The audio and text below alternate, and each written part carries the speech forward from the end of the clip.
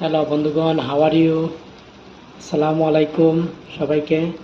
তো আজকে রান্না করতে আসছি, এটা হচ্ছে ঝিঙ্গা। কিন্তু ঝিঙ্গা আমি তরকারি রান্না করে খাইছি, কিন্তু বাজি করে খাই নাই। তো আজকে ঝিঙ্গা বাজি করতে আসি। তো আপনারা দেখেন কিভাবে বাজি করতে আসি আজকের ঝিঙ্গা। এটা হচ্ছে ঝিঙ্গা।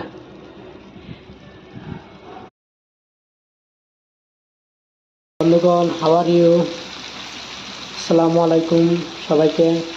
তো আজকে রান্না করা হচ্ছে পিককলা, টমেটো, বেগুন, তারপরে হচ্ছে পটল দিয়ে সব কিছু দিয়ে একটা ভর্তা বানাবো।